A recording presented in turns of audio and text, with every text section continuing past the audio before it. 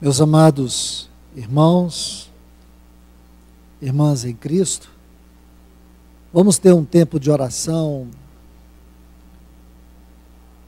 para iniciarmos este momento de estudo da palavra. Amado Deus, querido Pai, no eterno nome do Teu Filho Jesus, nós invocamos o Teu grande nome, pedindo ao Senhor que nos ajude mais uma vez no estudo da Tua palavra. Venha, amado Deus, se revelar a nós, falar a nós. Que Teu Espírito Santo tenha total primazia em todo esse tempo que nós estamos aqui, ó Deus. Clamamos a Ti, no glorioso nome do Teu Filho Jesus. Nós pedimos a Ti mais uma vez, revela-te a nós, em nome de Jesus, amém. Meus irmãos, irmãs, abram suas Bíblias, aqui no livro de 2 Samuel, no capítulo 6. Davi tornou a reunir todos os escolhidos de Israel, 30.000, acompanhado de todo o povo que o seguia, partiu a Baalá de Judá para subir dali a arca de Deus, sobre a qual era invocado o nome do Senhor dos Exércitos, que mora entre os querubins. Puseram a arca de Deus sobre um carro novo e a levaram da casa de Abinadab, que estava na colina de Uzá e Aiô, levaram da casa de Abinadab, que estava na colina, e Uzá e Aiô, filhos de Abinadab, guiavam o carro novo. E quando o levaram da casa de Abinadab com a arca de Deus, Aiô ia adiante da arca. Davi e toda a casa de Israel dançavam diante do Senhor com toda classe de instrumentos de madeira, de faia, com harpa, saltérios, pandeiros, flautas e símbolos. Quando chegaram à eira de Nacon, Uzá estendeu sua mão à arca de Deus e a susteve, porque os bois tropeçaram. A ira do Senhor se acendeu contra Uzá, e Deus o feriu ali, por aquela imprudência, e caiu ali morto, junto à arca de Deus. Entristeceu-se Davi, porque o Senhor feriu Uzá, e chamou aquele lugar Perez Uzá, até hoje. Temendo Davi ao Senhor, aquele dia disse: como virá a mim a arca do Senhor? De modo que Davi não quis trazer para si a arca, a cidade de Davi. E Davi a levou para a casa de Obed-edom, o geteu. Esteve a arca do Senhor em casa de Obed-edom, o geteu, 3 meses. E abençoou o Senhor a Obed-edom e toda a sua casa. Somente até aqui.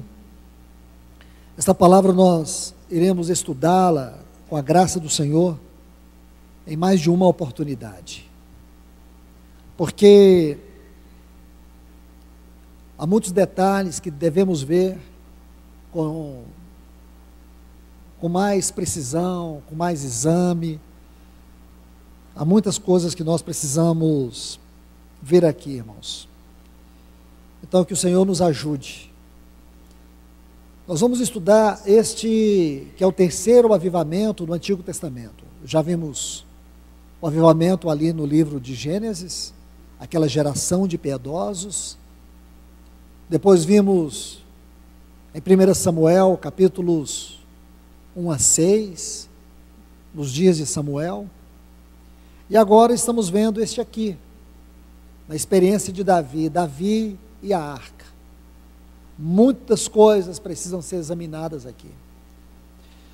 Antes de entendermos os detalhes deste assunto, é importante nós sabermos o que significava a arca para o povo de Israel.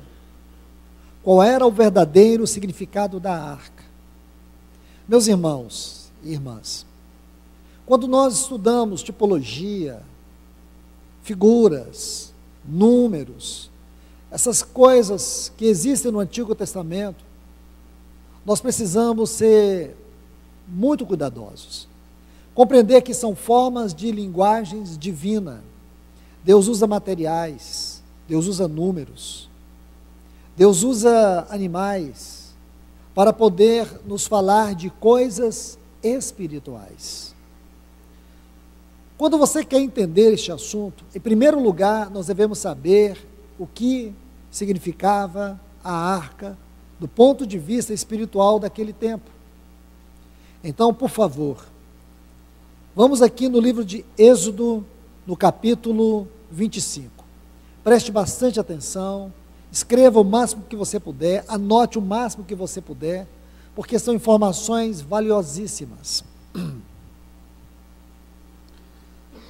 Êxodo capítulo 25, os versículos 10 a 15.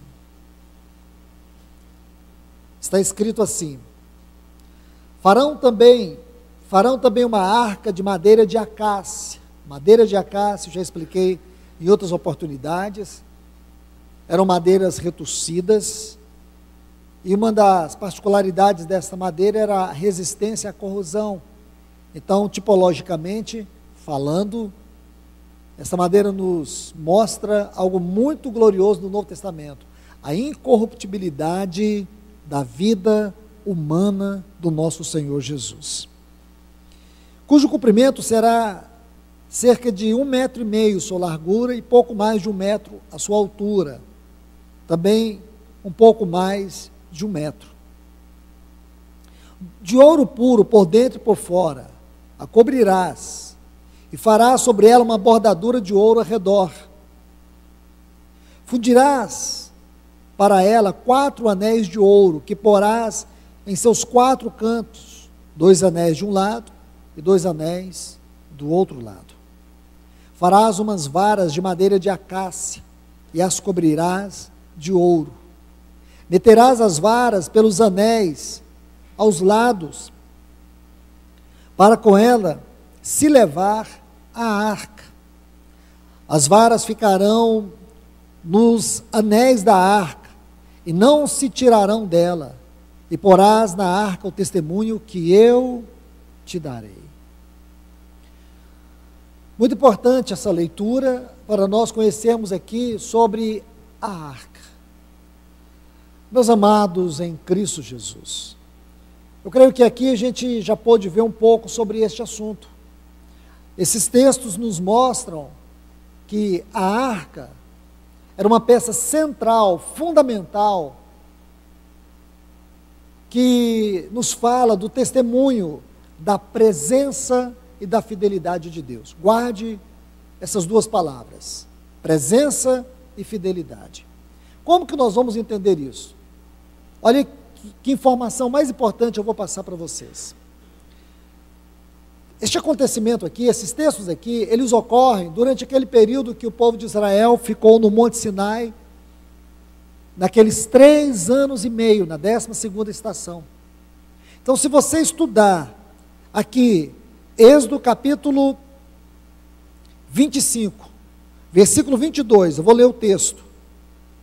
Êxodo 25, 22 diz assim: ali virei a ti, e falarei contigo de cima do propiciatório, no meio dos querubins, que estão sobre a arca do testemunho. Olha essa frase, arca do testemunho.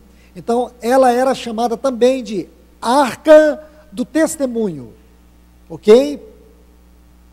Se você estudar aqui, desde Êxodo, capítulo 25, e o versículo 22, até Números, capítulo 7, e o versículo 89, eu vou repetir, porque essa didática é muito importante. Êxodo, capítulo 25, o texto que eu li, versículo 22, até Números, capítulo 7, e o versículo 89, vocês vão encontrar 6 vezes a referência à arca do testemunho. Então, deixe-me dizer isso para vocês. Todos esses textos, desde Êxodo 25 até Números, capítulo 7, cobre aquele período de 3 anos que o povo de Israel permaneceu na 12ª estação no Monte Sinai. Até aqui, a arca era apenas conhecida como a arca do testemunho. Mas, se você ler, desde Êxodo, capítulo 10, versículo 33, até Deuteronômio, capítulo 31, e o versículo 26, estão vendo aí, irmãos? Números, capítulo 10, versículo 33, até Deuteronômio, capítulo 31, versículo 26, a arca é chamada de Arca da Aliança. Isso é muito significativo. Porque outrora, ela foi primeiramente conhecida como a Arca do Testemunho. Mas depois que o povo de Israel saiu do Sinai e continuaram as jornadas até a entrada de Canaã, ou até Canaã, me perdoe, ela foi chamada da Arca da Aliança, e não a Arca do Testemunho. Essas duas coisas estão inseridas no sentido espiritual da arca. Primeiro ela foi chamada a Arca do Testemunho, depois a Arca da Aliança. Porque o testemunho fala da presença de Deus, e a aliança fala da fidelidade de Deus. Essa arca, ela tinha também uma tampa conhecida como propiciatório, que são os versículos 17 até o 22 de Êxodo capítulo 25. Êxodo capítulo 25, e os versículos 17 até o 22, vai falar daquela tampa que estava sobre a arca. Aquela tampa tinha 2 querubins, e eles estavam com seus rostos voltados para dentro da arca. Dentro da arca tinha a vara de Arão, que floresceu, que está lá em Números capítulo 17, o pote de maná e as tábuas da aliança. E ela representava o aspecto espiritual mais profundo daquilo que comunicava a eles a presença de Deus e a fidelidade de Deus. Toda a adoração do povo de Deus se concentrava no tabernáculo. No Antigo Testamento, a adoração se centralizava no tabernáculo. Era ali que estava a adoração. Lembre-se, irmãos e irmãs, quando estudávamos o segundo avivamento aqui no Velho Testamento, lá no livro de 1 Samuel, nos capítulos 1 a 6, nós vimos no capítulo 4, quando a arca, é muito importante isso, quando a arca, ela foi levada naquela batalha entre os judeus, os israelitas e os filisteus. Então ela foi levada pelos filisteus. E durante mais de 60 anos, a arca esteve ali no território dos filisteus, e depois ela foi levada para a casa de Abinadab, onde permaneceu por 20 anos.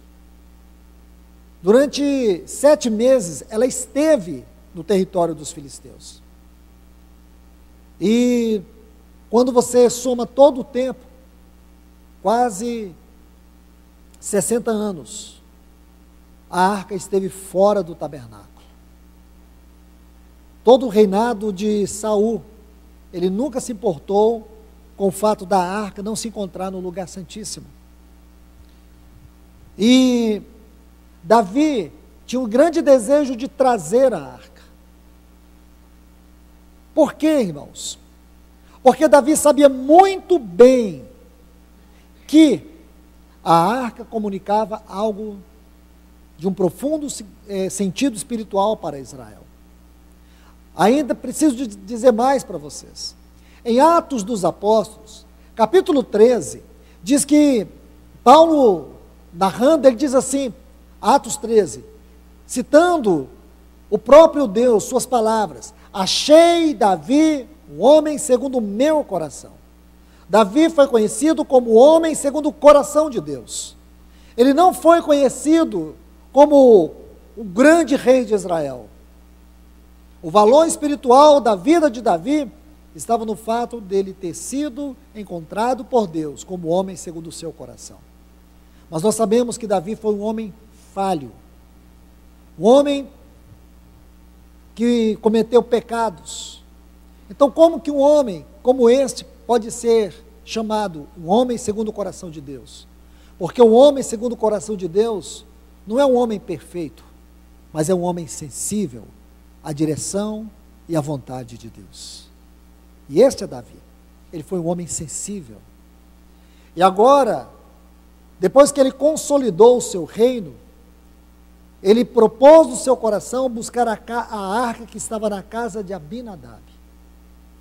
Meus amados em Cristo, para nós entendermos todo esse episódio, nós temos que ler também, paralelamente, 1 Crônicas capítulo 13, mas não abram agora, nós vamos ter a oportunidade de ler isso juntos. E por quê? Porque, irmãos, ali em Crônicas capítulo 13, nós vamos encontrar a mesma história sobre o retorno da arca. E vamos encontrar mais detalhes para poder fazermos a aplicação.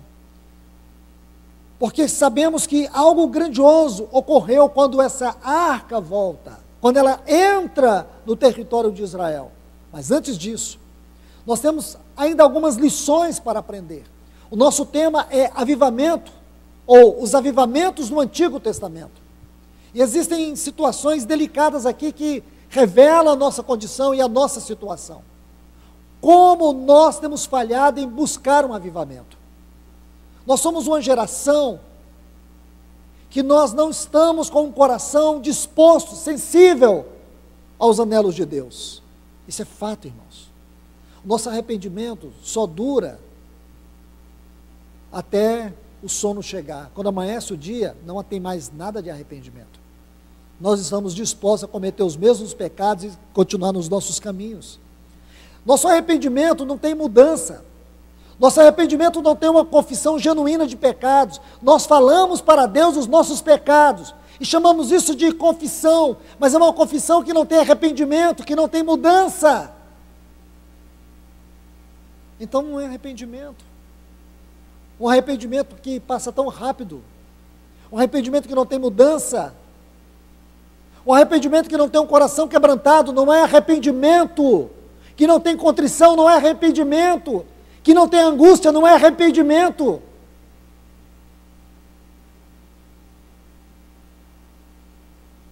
Então, nós temos que ver algumas coisas aqui, porque mostra a nossa real situação. E talvez podemos dizer, aqui está a explicação por que tarda este glorioso avivamento. Por que está tardando este grande avivamento? Porque esse avivamento, ele não está tardando por causa de Deus, esse grande avivamento está tardando por causa de nós. As nossas orações é assim: Senhor, derrama um grande avivamento. Vamos pensar seriamente, irmãos. Vamos pensar seriamente. Será que Deus tem alguma coisa contra avivamento? Você acha que Deus tem alguma coisa contra este pleno avivamento? Ele não tem nenhuma restrição. É o anelo do coração dele, é ver o seu povo avivado. Então, se Deus deseja tanto este avivamento para a sua igreja, por que que Ele não derrama esse avivamento para nós? Aqui está a chave. Sabe por que Deus não derrama? É porque nós não queremos pagar o preço. Nós queremos um avivamento à nossa maneira. O nosso avivamento à brasileira, com jeitinho. Nós queremos um avivamento para nós manipular o Espírito Santo. Nós queremos avivamento, mas não queremos ser sérios com Deus. Nós queremos avivamento, mas não queremos santidade. Nós queremos um fogo, uma coisa que ocorre dentro de nós, que faz a gente pular hoje, mas não queremos ajoelhar amanhã. Nós queremos é pular, queremos saltitar, nós queremos alegrar, mas nós não queremos chorar pelos nossos próprios pecados. Então, como que Deus vai ouvir uma oração onde Ele não vê uma resposta em nós? Onde Ele não vê verdadeiro compromisso, onde Ele não vê verdadeira santidade, seriedade, não há entrega, não há consagração, não há quebrantamento, não há arrependimento. Então agora você consegue entender por que Deus não responde essa oração. Aviva-nos, Senhor. A gente precisa orar assim, dá-nos vergonha na cara, Senhor. Faz-me sentir vergonha na cara, porque sou hipócrita, porque sou dissimulado, não sou sincero, não sou honesto, não sou verdadeiro com o Senhor. Entende, irmãos?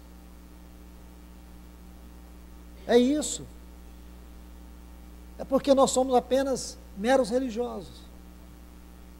Nós temos dificuldade em relacionar com a palavra de Deus. Nós temos dificuldade em orar. Em orar nós temos dificuldade. Nós temos dificuldade de comunhão uns com os outros. Nós não amamos a igreja. Não amamos o povo de Deus. Amamos aquele grupinho que nós isolamos. Nós amamos de maneira bem interesseira. Nós não amamos o corpo de Cristo. Que o Senhor morreu, Ele morreu pela igreja. E nós não somos capazes de viver a vida da igreja. A nossa vida da igreja é muito limitada, é muito medíocre. Aí depois, com tudo isso, a gente ora e fala assim, Senhor, aviva-nos. Onde é que está o problema? Por que Deus não nos ouve? Será que Deus não tem interesse nesse avivamento? Ao contrário, Ele tem todo interesse. É nós que não temos interesse no avivamento. Porque avivamento custa um preço alto. Vamos olhar aqui essa situação e assim podemos observar se não é exatamente a nossa realidade. Observe. Tornou Davi a reunir todos os escolhidos de Israel. Eu quero te pedir um grande favor. Abra sua Bíblia, se você puder, colocar aqui, 1 Crônicas 13, alguma coisa que deixe essa página aberta, as duas páginas, para a gente entender melhor os fatos. Porque são as mesmas narrativas, então nós vamos precisar ver os dois textos. Observe, 2 Samuel 6,1 está assim, tornou Davi a juntar todos os escolhidos de Israel em número de 30 mil, ok? 1 Crônicas 13, 1 e 2, está assim, consultou Davi, olha aqui irmãos, já em Crônicas o texto é totalmente diferente, mas é o mesmo assunto. 1 Crônicas 13, consultou, a palavra aqui é aconselhou, consultou Davi os capitães de 1000, os de 100, todos os príncipes, e disse a toda a congregação de Israel, se bem vos parece, e se isso vem do Senhor, na versão Reina Valéria está assim, se é da vontade de Deus, enviemos depressa mensageiros a todos os nossos outros irmãos, em todas as terras de Israel, e aos sacerdotes, aos levitas, agora que ele colocou sacerdotes e levitas, irmãos, está tudo errado. Davi está errado, ele está com boa motivação, mas num fundamento errado. Davi quer essa arca, vamos traduzir, Davi quer a presença de Deus, mas pelo caminho errado. É como nós, queremos avivamento, mas pelos caminhos errados. Queremos avivamento, mas a nossa maneira. Quem aqui é contra avivamento? A não ser que você nunca saiba o que é um avivamento. É só olhar a história do povo de Israel, a história da igreja primitiva, a história da igreja. Então, irmãos, se você tem a menor noção de avivamento, eu creio que você jamais vai se opor conscientemente ao avivamento. É interessante. Nenhum cristão é contra o avivamento. Ninguém se opõe conscientemente contra o avivamento. Mas não temos avivamento. É isso que intriga a minha mente. Nós somos a favor do avivamento, não somos contra o avivamento. Queremos avivamento. Deus quer avivamento, mas nós não temos avivamento. Então, nós precisamos encontrar a ponta da meada para explicar isso. Nada, irmãos. Nós não queremos avivamento, não. Nós não temos compromisso com esse assunto. Nós queremos, sabe o quê? Cultos bons. Nós queremos bons entretenimentos, boas reuniões. Nós não queremos algo que mude nossa vida, que mude nossa maneira de viver, que mude nosso lar.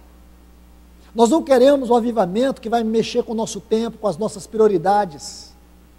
Nós queremos continuar com as nossas prioridades erradas, com as nossas motivações erradas, com a nossa vida cristã medíocre. Porque na história de todos os avivamentos, todos, o povo se volta completamente para o Senhor.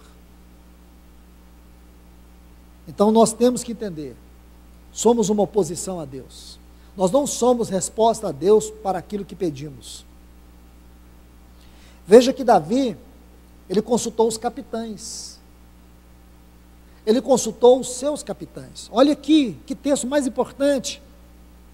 Consultou Davi, se isso vem do Senhor. Será que Deus não queria a arca em Israel? É claro que ele queria. Era desejo de Deus. Se você ler Deuteronômio capítulo 12, Deus diz que ele escolheu a cidade de Jerusalém para fazer ali habitar o seu nome. Deus queria, era o desejo de Deus. Ele ordenou não apenas as medidas da arca, os materiais da arca, mas também o lugar que ela deveria estar. E aonde a arca deveria estar? No lugar santíssimo. E aonde ela estava? Na casa de Abinadab. Isso não estava no propósito de Deus. Então, o que eu fico me perguntando é como que Davi faz esse questionamento. Ora, não precisamos ir longe, é os mesmos que nós fazemos. Nós estamos perguntando se a vontade de Deus, aquilo que é a vontade de Deus. Nós perguntamos para Deus se é a vontade de Deus, aquilo que nós sabemos, que a sua palavra diz que é a vontade de Deus. Esse tipo de pergunta, irmãos, esconde algumas coisas. Entende? Esconde algumas coisas. Esse tipo de pergunta, ela é capciosa. Não estou condenando Davi, estou condenando a nós. Porque muitas vezes a gente fica questionando avivamento. Por que não temos avivamento? Por que o povo é tão frio? Geralmente quem questiona isso são pessoas frias. São pedras de tropeço mesmo. Porque um cristão que tem consciência dessa situação, ele não está questionando o porquê não. Ele já tem discernimento do porquê. Ele está aos pés do Senhor. Ele leva isso a sério. Ele não está brincando com esse assunto não. Então, esse é um ponto que eu quero considerar com vocês aqui. Mas ainda há outros tópicos que preciso lhes mostrar. Observe aqui, irmãos, por favor, alguns erros de Davi. Veja o versículo 4 deste capítulo 13, 1 Crônicas, capítulo 13, o versículo 4.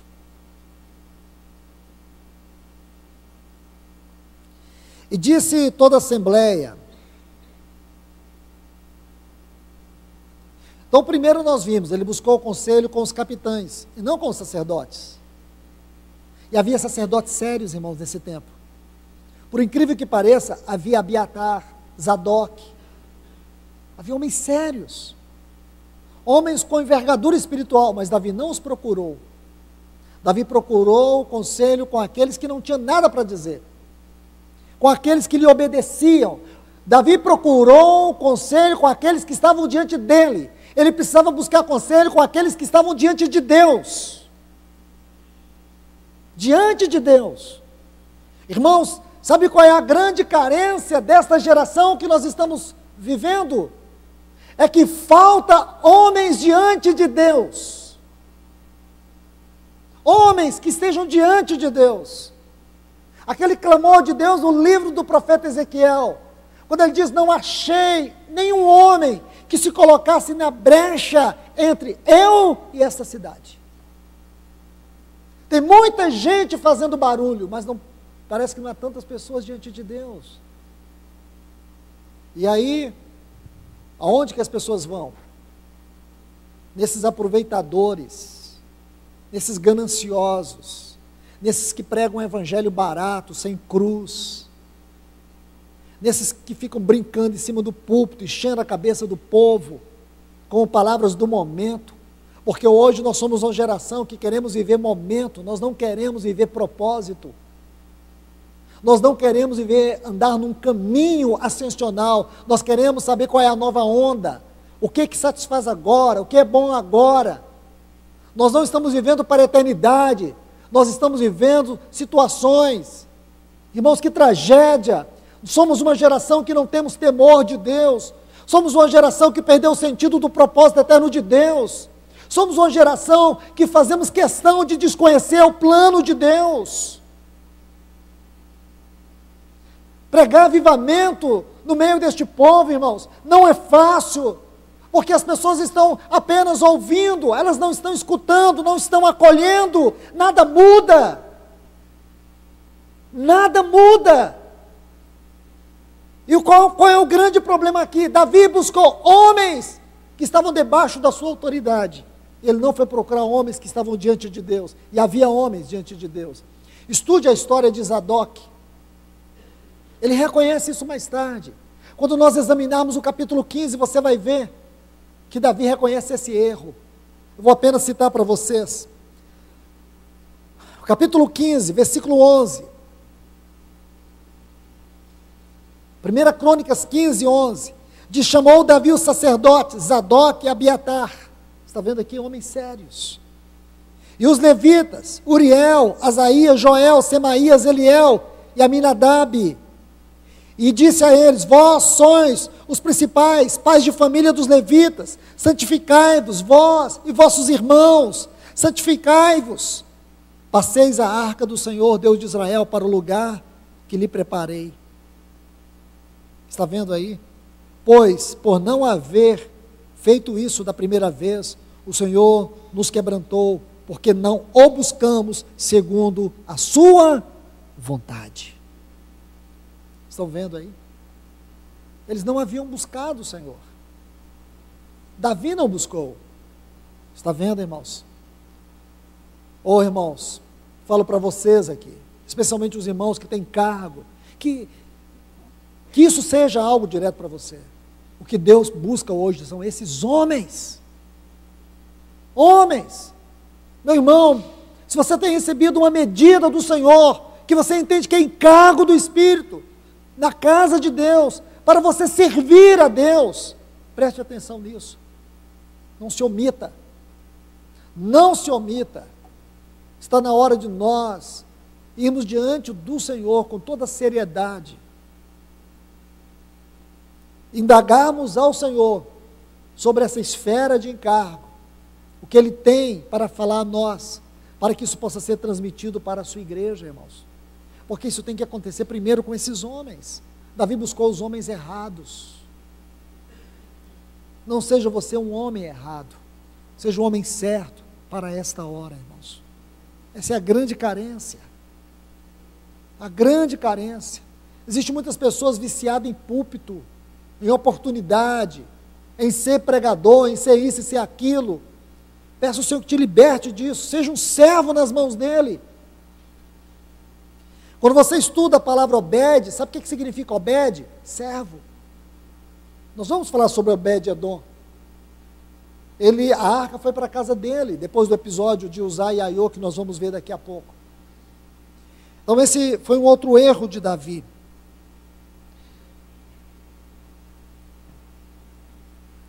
Então vamos aqui primeiro. Davi buscou o conselho com os capitães e não com os sacerdotes, homens de envergadura espiritual. Aqui em 1 Crônicas 13:4, diz assim: e disse toda a assembleia que assim se fizesse, porque a coisa parecia boa. A palavra boa aqui no hebraico é agradável aos olhos do povo. Veja isso, irmãos. Quando Davi buscou o conselho com os capitães de trazer a arca de volta, o povo, o que o povo disse? Isso é agradável.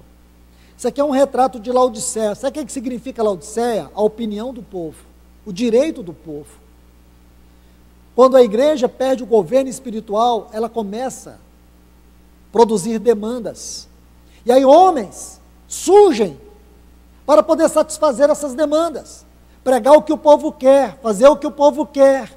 Senão, o local não enche. Se não pregar do jeito que o povo quer, o local não enche.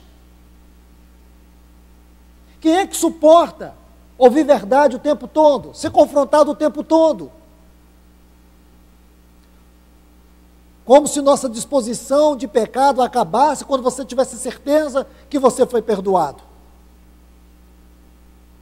Nós continuaremos aqui, irmãos, ainda no corpo dessa carne, batalhando com a nossa carne. E Deus sabe a medida da sua palavra para nós. Não somos nós que propomos para Ele o que Ele deve nos falar. É Ele que tem que ter liberdade de nos falar. Não é nós que temos que opinar o que queremos ouvir. E aqui está o povo. Então, primeiro, Davi busca a opinião dos capitães. Depois, isso pareceu agradável ao povo. Ah, irmãos, quando o ministério está nessa linha de satisfazer pessoas, ele perde todo o seu significado e peso espiritual. Tem um texto em Gálatas capítulo 1, versículo 10, Paulo diz assim: porventura, procuro eu agora favor dos homens? Ou de Deus? Procuro eu agradar homens? Se agradasse ainda homens, não seria servo de Cristo. É isso que Paulo diz. Nós precisamos, irmãos, especialmente estes homens que o Senhor colocou na responsabilidade à frente do seu povo. Não é que somos maiores nem melhores, nem superiores, mas nós precisamos ter essa consciência que somos servos e que o nosso principal papel é agradar ao Senhor e não ao povo. Um terceiro problema aqui, irmãos, é o carro novo. Lembre-se, aqui no capítulo 13 ainda de 1 Crônicas, Crônicas 13:7, levaram a arca de Deus da casa de Abinadab em um carro novo. Deixe-me colocar um texto aqui, que funciona como um paradoxo, ok? 1 Samuel, capítulo 6 e o versículo 7. Eu não vou ler esse texto, eu vou explicar esse texto. Esse texto ocorre naquele contexto, quando os filisteus, depois da arca passar por várias cidades filisteias, nós sabemos que houve morte, houve muitas epidemias como juízo de Deus, por cada uma daquelas cidades por onde a arca passou. Então, quando os filisteus entenderam que deveriam devolver a arca para Israel, o que eles fizeram? Um carro novo.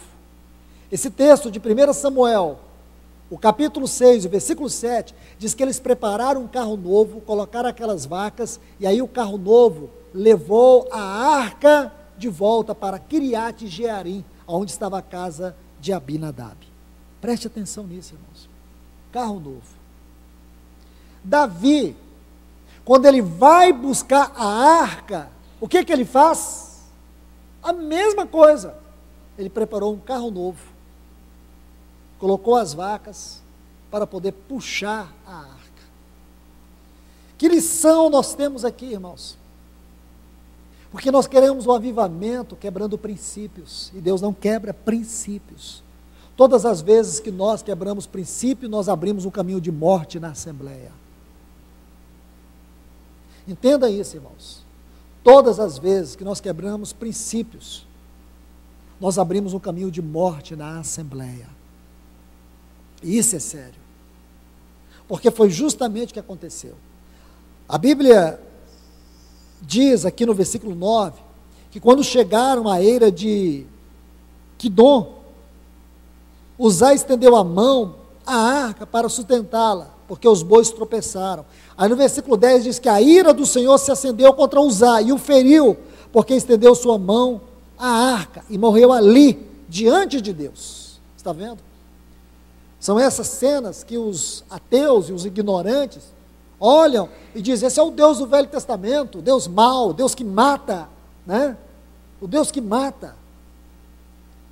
Irmãos, todas as vezes que nós olhamos para a morte como um ato imediato, circunstancial, limitado,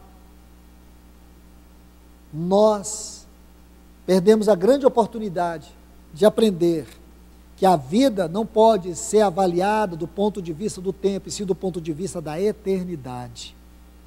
E a morte, do ponto de vista de Deus, ela tem um significado muito mais profundo do que diante dos nossos olhos.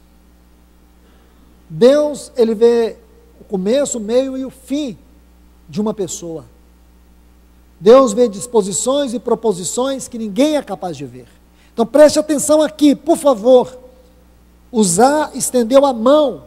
Na verdade, Deus não estava tratando apenas com Uzá, porque Deus não estava ali com a sua presença de glória. Se você voltar, como eu disse a vocês, esteja com as mãos estendidas.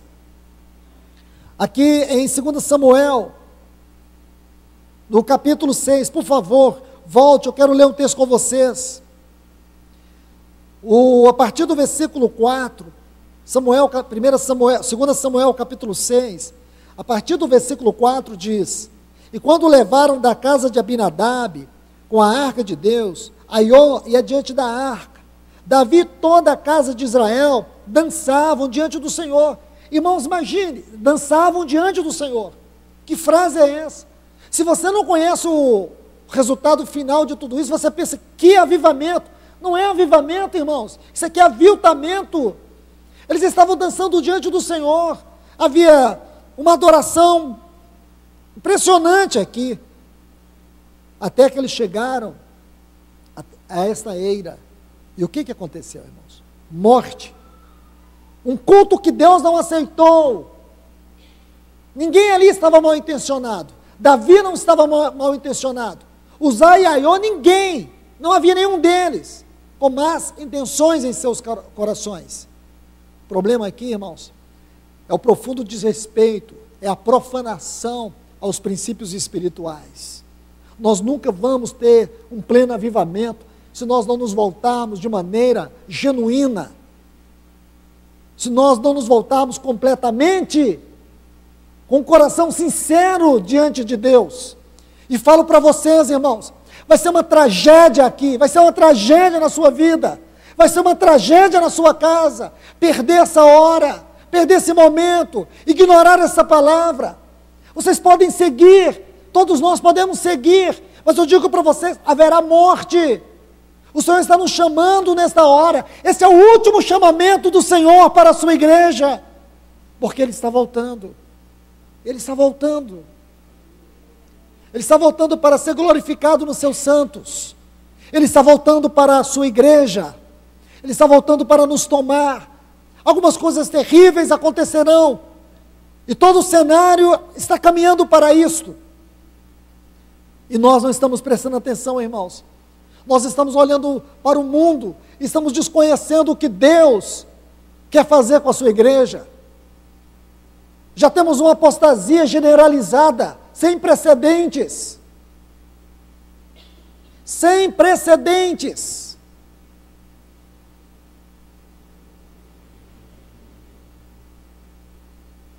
E nós estamos ignorando o desejo de Deus pela sua igreja. O quanto Ele deseja reivindicá-la para si. O anelo do seu Espírito em nos encher, como está lá em Atos 2. Vossos filhos, vossas filhas profetizarão, os nossos velhos terão sonhos. O Senhor deseja encher-nos do seu Espírito, mas nós estamos aqui, irmãos, apostando para ver o que vai dar. Estamos apostando para ver o que vai acontecer. Como é que pode dizer que somos igreja com essa consciência, irmãos? Ignorando a palavra de Deus. Tem hora que eu acho que eu sou um perfeito idiota, pregar uns assuntos desse. Uma igreja que não quer ouvir, um povo que não quer ouvir. Parece loucura, porque não temos uma reação sincera, um comprometimento sincero, um desejo sincero. Como é que pode, irmãos, ignorarmos isto?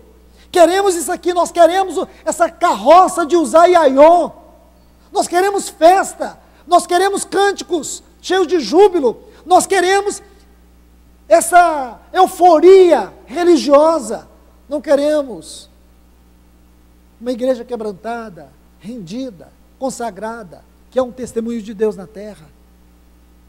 Isso nós não queremos, irmãos.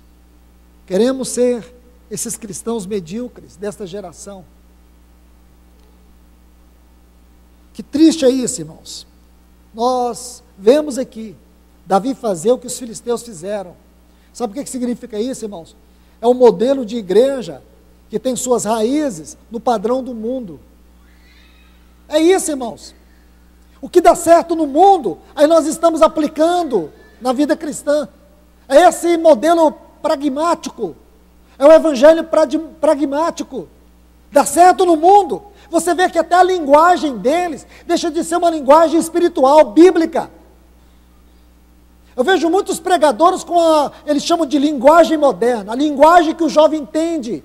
Não é uma questão de entender. A palavra não é para ser apenas entendida, ela é para ser recebida. E quando ela é recebida, ela não entra aqui no ouvido, ela penetra o coração. Entende? Ela penetra, ela esmaga. Ela pode ser com a profundidade que for. Isso não depende do grau intelectual da pessoa. É o quanto existe de abertura para que essa palavra penetre. Então, aqui você vê um outro erro de Davi. E que erro é esse? Está claro aqui o erro dele, irmãos. O erro de Davi foi esse. Ele andou segundo o modelo dos filisteus, que nós podemos chamar aqui o modelo de um mundo depravado, pervertido e caído. Quantos desses modelos nós vemos o povo de Deus copiando? O que é moda? O que está dando certo? O que é popular? O que tem atraído pessoas? Aí eles dizem que essa é uma forma de atrair pessoas ao Evangelho. Jesus nunca utilizou qualquer forma de psicologia de massa para atrair pessoas. Nunca, nem ele nem os apóstolos. Mas essa igreja fracassada, essa igreja pervertida, igreja com I minúsculo, ela tem perdido a vida, ela tem perdido o poder, e ela usa essas artimanhas mundanas para poder atrair pessoas. Porque ela perdeu o seu testemunho celestial, o seu testemunho espiritual. E por que perdeu? O que ela prefere? Ela prefere a carroça de Uzá e Aiô. Só que o rastro dessa carroça é um rastro de morte.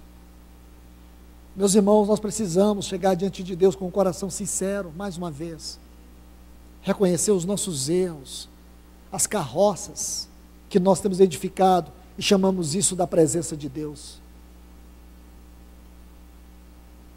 Deixe-me mostrar algo para vocês. Vamos voltar naqueles textos lá de Êxodo capítulo 25.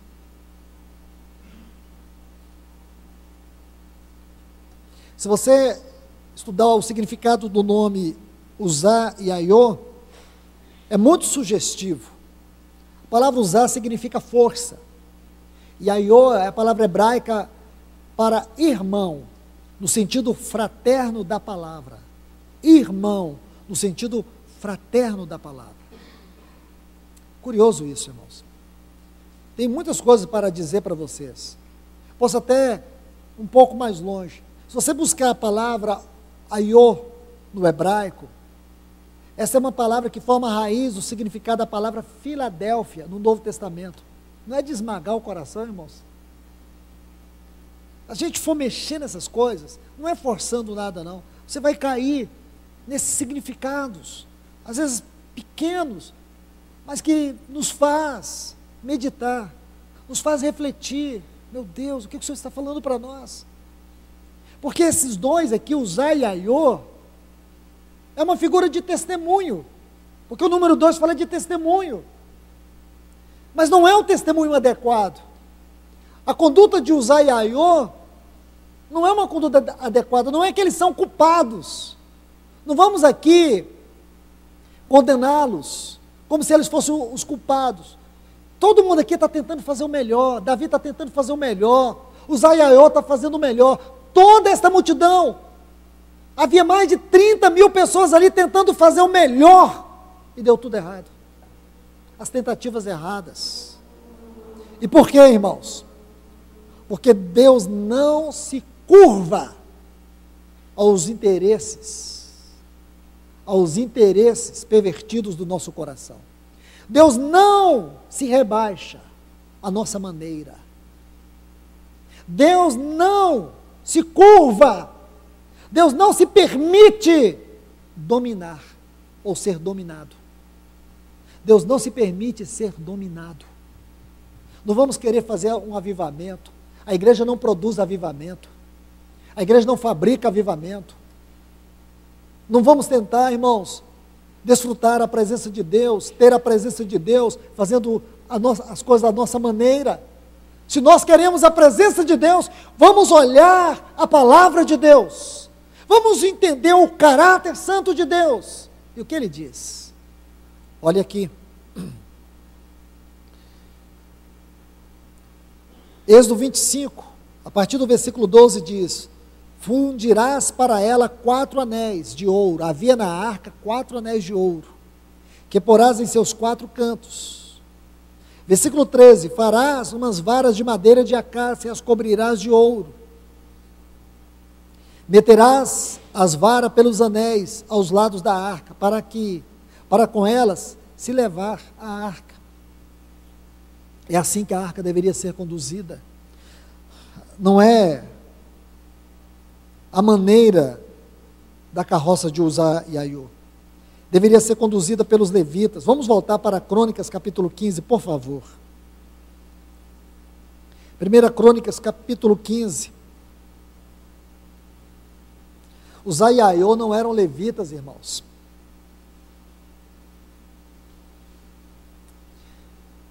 Primeira Crônicas 15, o versículo 2 diz: então disse Davi: a arca de Deus não deve ser levada a não ser pelos levitas. Quando ele disse isso, irmãos, já havia morte no meio do povo. A arca não deveria ser conduzida segundo os princípios estabelecidos por Davi, e sim pelos princípios estabelecidos por Deus. Deixe-me ilustrar isso para vocês. Eu vou citar os textos, porque o horário já está avançado. Livro de Josué, o capítulo 3, e os versículos 15 a 17. Josué, capítulo 3, versículos 15 a 17. Esses textos vão dizer para nós, quando o povo de Israel chegou diante do Jordão, o Jordão estava cheio. Então eles tinham que atravessar o Jordão para entrar no território de Canaã. O que aconteceu ali? Os levitas pegaram a arca. Os levitas pegaram a arca. A arca deveria ser trazida nessa posição. Ela deveria ser levantada, a posição que ficasse do ombro das pessoas, não poderia ser levantada de qualquer maneira. Aqueles 4 levitas, eles deveriam conduzir a arca no mesmo passo, segurando aquelas varas. E a Bíblia diz nesses textos que quando eles tocaram os pés do Jordão, a água do Jordão abriu. E eles ficaram parados no leito do Jordão. E todo Israel passou. Todo Israel passou. Alguns acreditam que havia mais de 3 milhões de pessoas ali. E eles passaram. E os sacerdotes ficaram ali parados o tempo todo. Você sabe o que significa Jordão? Eu vou te dizer o que significa Jordão. Espiritualmente falando, Jordão tipifica morte. Morte. Lembra quando Paulo diz assim: nós experimentamos a morte o dia inteiro, para que vocês tenham vida. Por causa da vida da igreja e do encargo do Senhor, ele entrava na morte. Ele teve que passar, experimentar a morte. Em nós opera a morte, mas em vós, a vida. Sabe o que significa isso, irmãos? A arca só pode ser conduzida por aqueles que estão dispostos a entrar na morte, mas não é a morte física, é a morte de cruz. Aqueles que estão dispostos a negar a si mesmos, para que outros tenham vida. Eu volto a um ponto aqui, irmãos, parece que a gente anda e volta ao mesmo ponto. Deus procura esses homens que estejam dispostos a entrar na morte. A entrar na morte. E não ficar buscando conforto, mas entrar na morte. Tem que pagar o preço, irmãos. Tem que pagar o preço das madrugadas, o preço da oração, o preço da vida, o preço da santidade, da consagração, da comunhão com a palavra, da comunhão com Deus. Este é o preço que nós temos que pagar. E é esses homens que Deus procura. Porque senão, irmãos, a arca tem que ser levada por esse carro velho, que só produz e gera morte na Assembleia. Nunca teremos avivamento. Teremos essa euforia que você vê aqui registrado, que eu acabei de citar, mas nunca o verdadeiro avivamento, nunca a verdadeira alegria, irmãos. É isto que você vai ver. Deixe-me ler mais alguns textos aqui no capítulo 15 de 2 Crônicas. Versículos 14 e 15 diz assim: então os sacerdotes, os levitas, se santificaram para trazer a arca. Olha que lindo, irmãos. Homens que santificaram para trazer a arca. Quem são esses que vão à frente? Essa é a pergunta do Espírito Santo nesta hora crucial. Quem são aqueles que vão à frente? Alguns têm que ir à frente, irmãos. Se nós queremos avivamento, a pergunta de Deus é: quem são os homens que vão à frente? Quem? Tem alguém aqui, irmãos? Será que por onde essa palavra for, será que Deus vai encontrar as pessoas que vão pagar o preço de ir à frente? Quem? Ou nós queremos que, de repente, alguma coisa aconteça, um redemoinho aqui no nosso meio, entre um vento aqui nessa casa, e só aconteceu lá, não vai acontecer mais, irmãos. Agora Deus quer homens que vão à frente, aqueles que, como Isaías, eis-me aqui, envia-me a mim, que eu seja a resposta. É isso que Isaías está dizendo, que eu possa ser uma resposta para o meu povo. É isso que ele orou. Eis-me aqui, envia-me, não é os outros, envia-me aqui, ó. Envia-me aqui, Senhor. Envia-me aqui no meio dos meus irmãos. Eu quero ser bênção, é aqui. Envia-me a mim. É aqui, entre nós, é na nossa casa. Envia-me à minha casa. Envia-me ao meu casamento. É lá que eu quero experimentar avivamento. É isso, irmãos. Veja o versículo 15. Os filhos dos levitas trouxeram a arca de Deus em seus ombros, pelas varas, como havia ordenado Moisés, conforme a palavra do Senhor. Vamos parar por aqui, irmãos. O Senhor nos ajude. Que o Senhor nos ajude, irmãos. A única coisa que eu posso dizer para vocês é que aquilo que Deus está falando nesses dias é sério demais. É muito sério. Se nós, como igreja, não tivermos uma disposição, não tivermos um compromisso com esta palavra, o que será de nós, irmãos? O que será de nós? O Senhor disse uma vez para Corazim e Betsaida: tira esse dom. Ele disse que haveria menos rigor para Sodoma e Gomorra do que para aquelas cidades. Porque Sodoma e Gomorra não viram e não experimentaram tudo aquilo que aquelas cidades viram e experimentaram. Quer dizer, o Senhor está dizendo que a gravidade do juízo não é pela quantidade de pecados que um povo tem, mas pela quantidade de revelação que ela rejeita. Eu vou te falar, a gravidade dos nossos pecados, a gravidade da nossa vida diante de Deus, não é pelos pecados que cometemos, é pela quantidade da revelação que nós rejeitamos. Nosso problema é de rejeição. Que Deus nos ajude, irmãos, que nós não sejamos esta igreja. Que o Senhor encontre aqui um lugar fértil. Que o Senhor encontre aqui corações verdadeiramente sedentos para esta hora.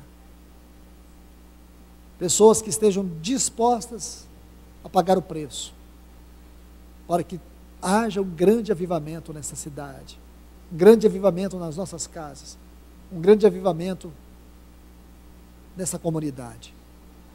Que Deus nos abençoe. Senhor, nós te louvamos e te agradecemos mais uma vez. Senhor, há um clamor de socorro no nosso coração, Senhor. Há um grito de socorro na nossa garganta, Senhor, pela nossa própria condição,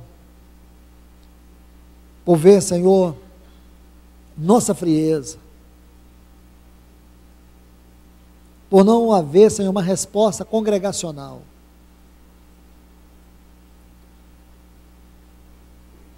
Senhor, ninguém aqui é capaz de explicar por que o Senhor escolheu a nós para falar esta palavra.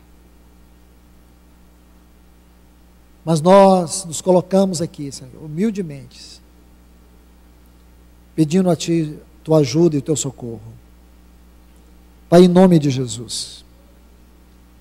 Em nome de Jesus. Não permita que nós tenhamos prazer em ser um vale de ossos secos. Senhor, nos guarde de sermos uma terra árida, seca, que não frutifica.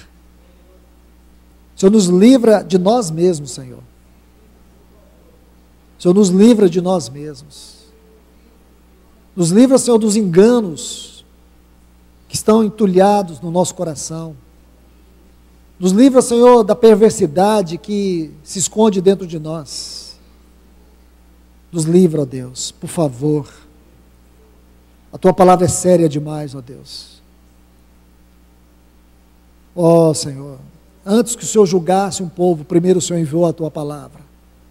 E nós estamos vendo o Senhor enviar a Tua palavra, mas nós não queremos ser condenados por rejeitá-la. Ó Deus, que haja mesmo, Senhor. Que haja, Deus, uma resposta em nós. Sabemos que o que o Senhor espera de nós é uma resposta, porque o que o Senhor tinha de fazer, o Senhor está fazendo. O Senhor está dando a palavra. O Senhor não vai nos manipular. O Senhor não vai nos manipular como se manipula um robô. O Senhor espera de nós uma resposta consciente, uma resposta livre, como aquela de Isaías: eis-me aqui, envia-me a mim. Nos ajuda, Senhor. Nos ajuda. Não permita que nós venhamos endurecer o nosso coração, recalcitrar, Senhor, contra essa espada que nos perfura. Ó Deus, que nós venhamos nos render e deixar que ela nos perfure profundamente, Senhor. Por favor, nós te pedimos encarecidamente, no nome de Jesus. Amém.